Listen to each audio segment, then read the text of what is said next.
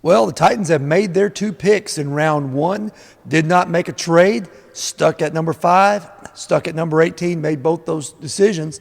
And with those picks, they come away with two players to fill their needs at the biggest need positions on the roster. Wide receiver Corey Davis out of Western Michigan. A little bit of a surprise at number 5. That started a run on wide receivers in this draft. And followed that with Adoree Jackson, the versatile cornerback from Southern Cal. I'm Terry McCormick of TitanInsider, here with Greg Arias, draft analyst for TitanInsider. Greg, your assessment of those two picks? Well, I think both are very solid picks, and obviously they both address areas of need. Wide receiver certainly was one of the tops, cornerback the other. They went in a little bit of a reverse order from a lot of people that thought maybe cornerback goes first at 5 and then receiver at 18. That wasn't the case. Davis at 5, and we'll have to ask John Robinson a little bit later on tonight, did he kind of have an inkling or an idea that the receivers were going to go that quickly, because the top 3 guys were all gone in the first 9 picks. Of course, the Titans getting one of them. Davis, a tall receiver, can do a lot of things. I think it's a good pickup for the Titans. And then you look at Adoree Jackson, the cornerback from USC. He's a guy, a speedster, a track guy that scored a lot of touchdowns in a lot of different ways. He scored as a receiver, as a runner, as a return man, and returning interceptions for touchdowns in his USC career. So a weapon on the defensive side, and a guy that could potentially come in and give you some return ability as well. I think the theme of tonight's draft for the Titans is productivity at need positions. You're talking about Corey Davis, the guy who leads the FBS in number of yards receiving in his career. And then you're also talking about Adoree Jackson, a guy who scored touchdowns, as like you said, as a receiver on offense, as a return man on both punts and kickoffs, and as a defensive back. So you're talking about guys who were extremely productive in their college career and also at need positions for Tennessee.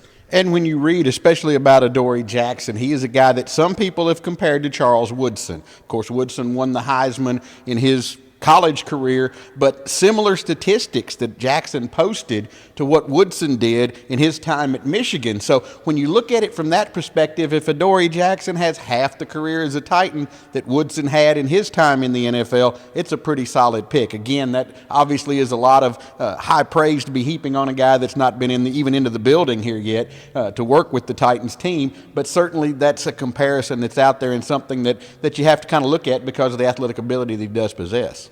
Interesting, some of the players that the Titans passed up, guys that they could have had that were not necessarily as big a needs, maybe Jamal Adams, Marshawn Lattimore obviously would have filled a need at cornerback had they gone with one of those two guys at number 5.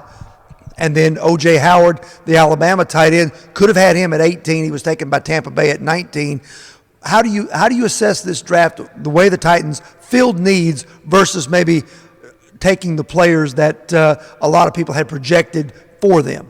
Well, this is a draft that's deep at cornerback, and we've talked about a lot of the different names of guys that will still be available in the 3rd round now, as it appears the Titans weren't able to trade back, so they're out of the 2nd round unless they do something with a future draft pick next year to get back into that 2nd round. But there's some guys available there. They could have gone out and taken O.J. Howard there and added another offensive piece to the puzzle, but John Robinson's sticking to the script, going ahead and taking care of the needs, and I guess I'm going to think that he's probably just going to let this draft play out. We're not going to see the Titans be able to get back into the 2nd round at this point. I don't think he's going to go out and spend next year's draft capital to get back into it here. He'll just play this thing out and go ahead and fill the rest of his needs with what he's got available as draft picks so far. They do have 2 picks in the 3rd round, one of those a compensatory pick. But it's still possible, I guess, in the 2nd round, but it would probably have to be for a very special player that they have rated highly on their board that's fallen through the cracks.